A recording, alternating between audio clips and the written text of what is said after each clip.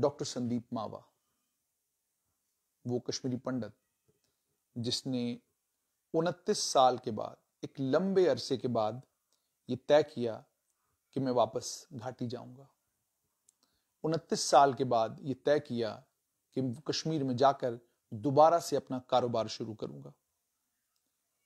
लेकिन डॉक्टर संदीप मावा के साथ कश्मीर में हुआ क्या?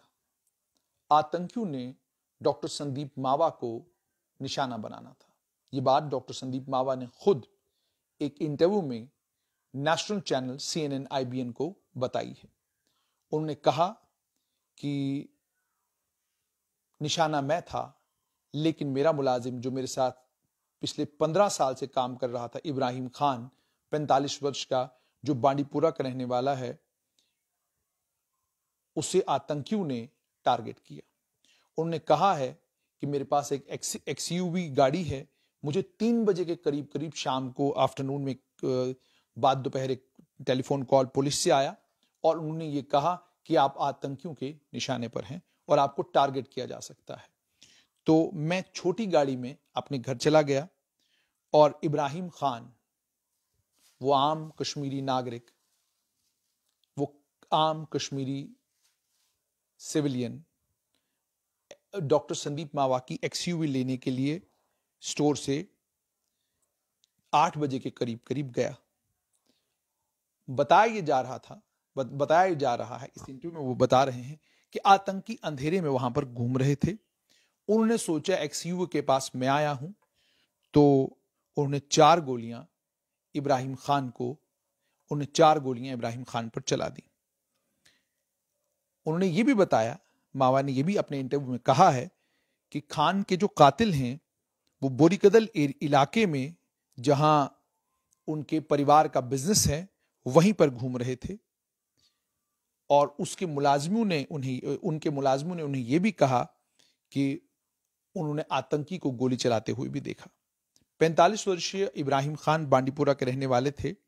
वो सेल्समैन थे मावा की दुकान के ऊपर।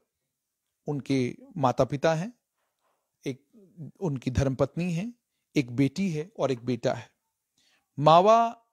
डॉक्टर संदीप मावा ने बताया कि इब्राहिम 15 साल पहले उनके पास आए थे और पिछले 15 साल से बड़ी ईमानदारी के साथ उनके साथ काम कर रहे थे। उन्होंने ये भी कहा कि मुझे अब समझ में नहीं आ रहा है कि मैं इब्राहिम के परिवार के साथ सामने खड़ा कैसे होऊंगा।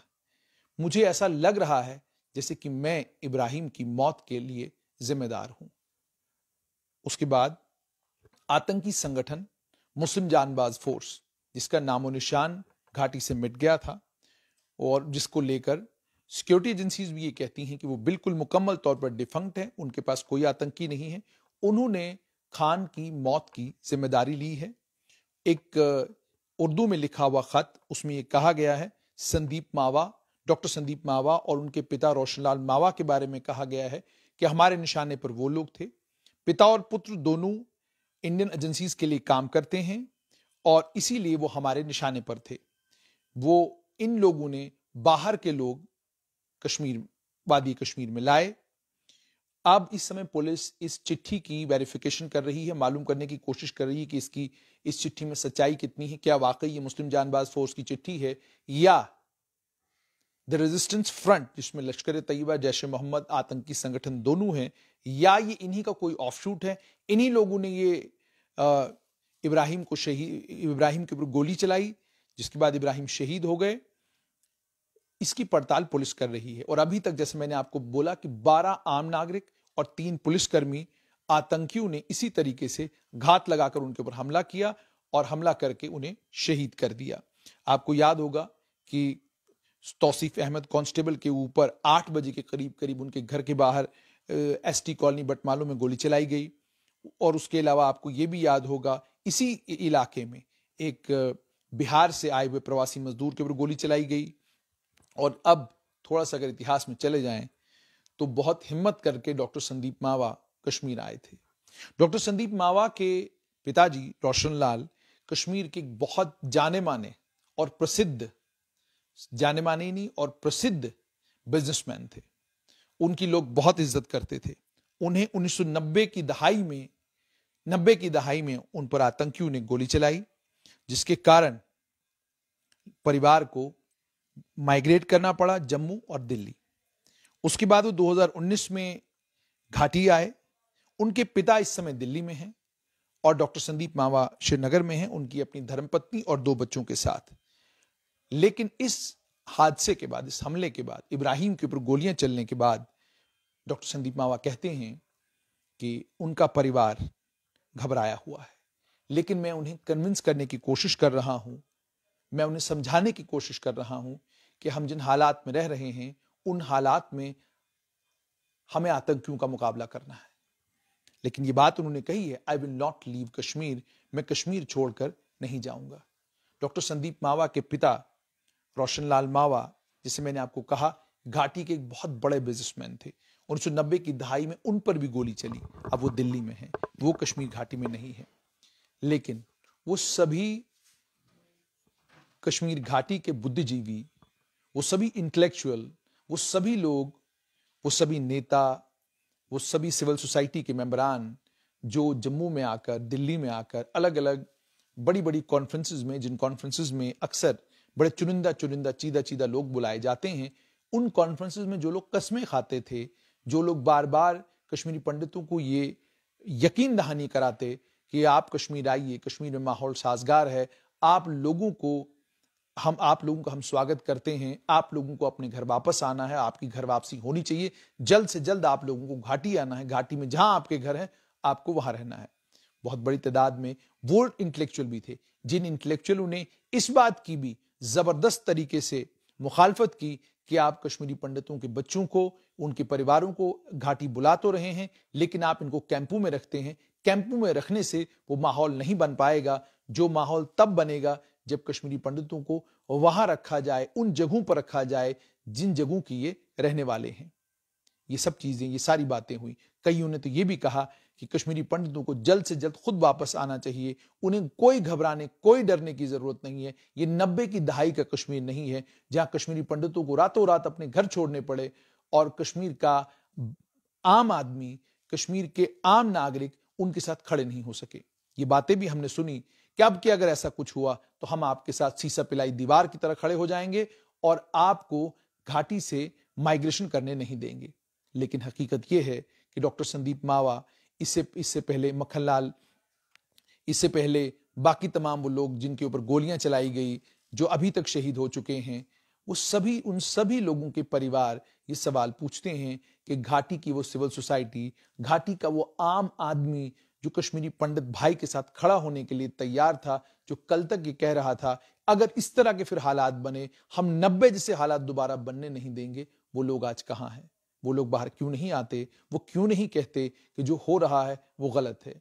जब हम ये बात करते भी हैं, कुछ इंटेलेक्चुअल लोगों से भी जब ये बात भी हुई तो उन्होंने ये बात कही कि खौफ इतना है, डर इतना है कि आपको अपनी कोई गारंटी नहीं कि जब मैं घर से बाहर निकलूंगा तो मैं किसी के हक में अगर निकला तो आतंकी कहीं मुझे टारगेट तो नहीं करेंगे।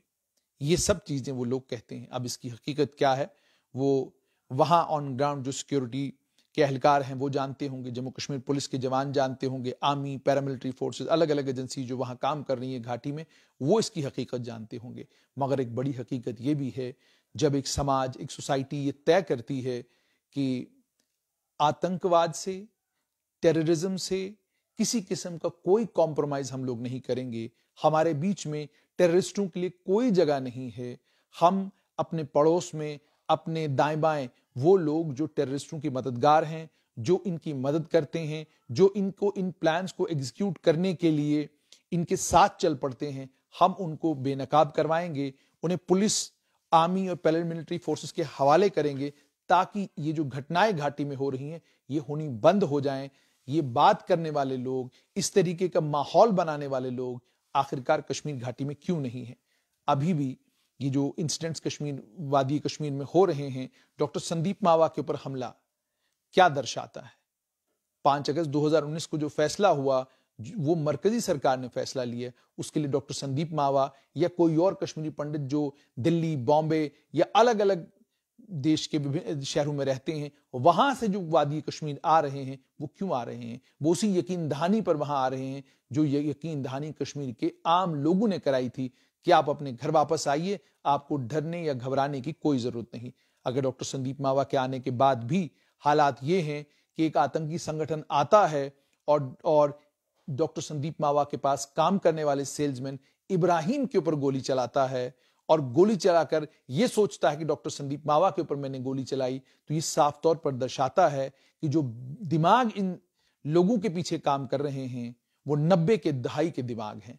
जो दिमाग इन लोगों के पीछे काम कर रहे हैं, जो ये टारगेटिंग करवा रहे हैं, उन्हें मालूम था कि डॉक्टर संदीप मावा कौन है। उन्हें मालूम था कि डॉक्टर संदीप मावा रोशन लाल मावा के पुत्र हैं। उन्हें मालूम था कि रोशन लाल मावा के ऊपर 1990 की दहाई में भी गोली चली थी। उन्हें यह सब कुछ मालूम था। अगर उन्हें यह सब कुछ मालूम है, अगर प्लानर्स, इसका मतलब साफ तौर पर यह है कि ये इस जनरेशन का तो काम नहीं है, इसके पीछे वो जनरेशन काम कर रही है जिस जनरेशन को 1990 का कश्मीर याद है, जिस जनरेशन को 1990 में जो कुछ पिक्चरें थी वो सारी उनके जहनों में हैं। तो इसका मतलब यह है कि प्लानर्स कहीं और बैठे हैं, प्लान बनाने वाले लोग किसी और जगह बैठे हैं, और वो हैं जो कश्मीर के समाज का हिस्सा हैं। कतई कोई ये न सोचे कि वो कश्मीर के समाज का हिस्सा नहीं, बिल्कुल कश्मीर के समाज का हिस्सा है। पाकिस्तान की ईमा पर ये सारे काम हो रहे हैं, आईएसआई के कहने पर ये सब कुछ हो रहा है, पाकिस्तान की आर्मी इस सारी चीज में मुलविस है। ये बात तो रोज रोशन की तरह आया है, ये सब जानते हैं। लेकिन अब मामला यह है कि क्या वादी कश्मीर के लोग इस बात को समझेंगे?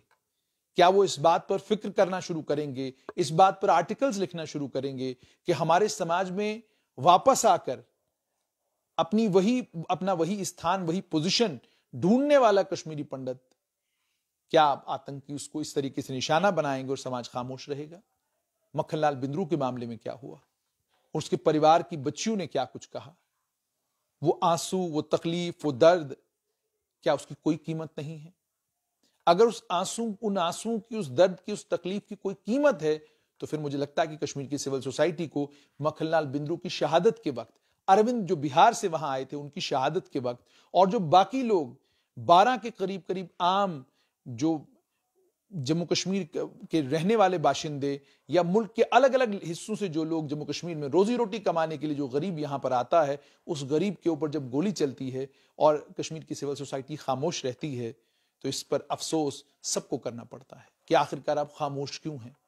आप बाकी मामलों में तो पुरजोर तरीके से बात करते हैं, आप बाकी मामलों में तो पुरजोर तरीके से वकालत भी करते हैं, लेकिन इस मामले में आप खामोश क्यों हैं? कैसे यकीन आएगा जगती के 2 रूम के टेनेमेंट में रहने वाले कश्मीरी पंडित को कि जब इतने बड़े ताकतवर परिवार से ताल्लुक रखने वाला एक आदमी वादी कश्मीर में सेफ नहीं है? तो मैं तो जगती के छोटे से कैंप में रह रहा हूं, मैंने तो जाकर किसी छोटे से गांव में अपना आशियाना तलाश करना है, मैं वापस कैसे जाऊंगा?